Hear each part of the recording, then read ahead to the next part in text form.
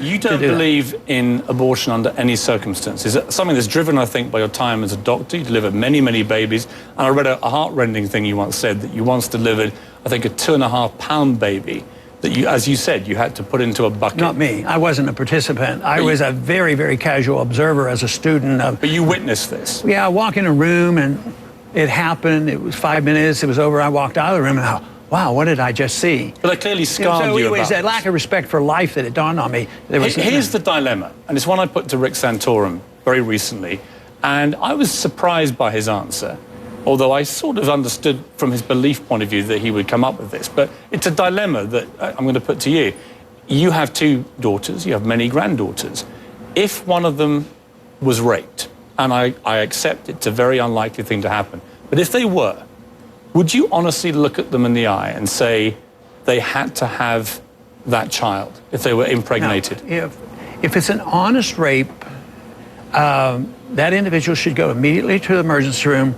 I would give them a shot of estrogen. Or give them... You would allow them to abort the baby? Yeah, well, it is absolutely in limbo, because an hour after intercourse or a day afterwards, there is no legal or medical problem. If you talk about somebody coming in and they say, well, I was raped and I'm 7 months pregnant and I don't want to have anything to do with it, it's a little bit different story. But somebody arriving in an emergency room say, I have just been raped, and there's no chemical, there's no medical, and there's no legal evidence of a pregnancy. So life doesn't begin at conception? Life does begin at conception, but... then you'd be taking a life. Well, you don't know if you're taking a life either, because this is an area that is... But to decide everything about abortion and respect for life on this one very, very theoretical condition where there may have been a life or not a life. No, but here's the thing.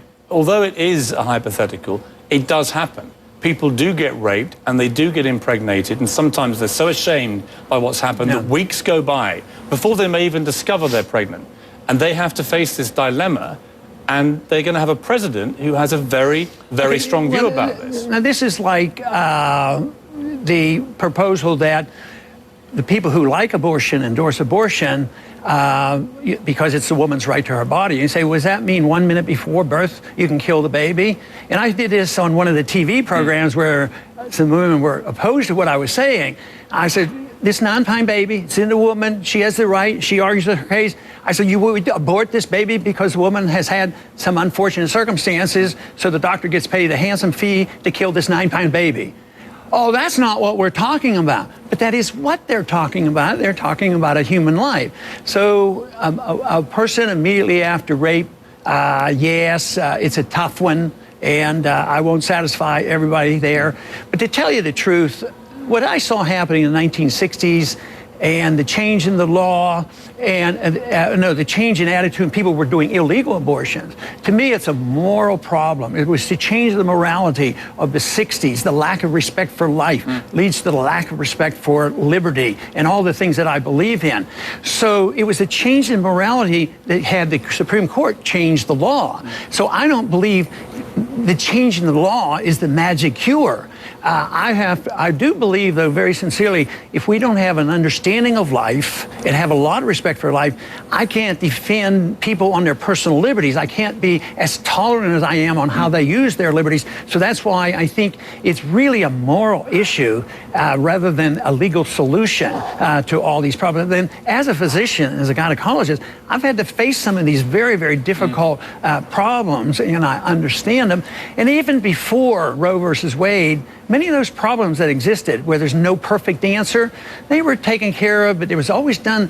They respected the fact that they were dealing with a life. And just finally on this point, do you accept there's a slight contradiction between a candidate who is pro-liberty, pro-personal choice, pro-personal responsibility in almost every other area, but on this specific area says, no, you don't have choice? See, I don't see the inconsistency, because I see the 9-pound baby that's still within the mother as deserving some protection too, who deserves a protection. that fetus has rights, because if I do harm to him, I get sued. If you have a car accident and kill a fetus, there are legal rights there. But to say that it's only the mother, it's very, very unique. If you carry your argument to all the way through, we have a right to our homes. Shouldn't we have the privacy of our homes? Do we have a right to kill the baby 1 minute after birth? No, we say, matter of fact, this is what happens. We can kill the baby before it's born and the doctor gets paid. 1 minute after birth, if the woman who was unfortunate enough to have this baby, if she throws the baby away, she gets arrested for a homicide. And to me, the 1 minute before birth and 1 minute after birth isn't a whole lot different. So but you understand that to a lot of people with serious religious conviction, it is. I mean, they say life begins at conception. Life does begin at conception. So it's a moral maze. Let's have a break. Let's come back and talk about your family.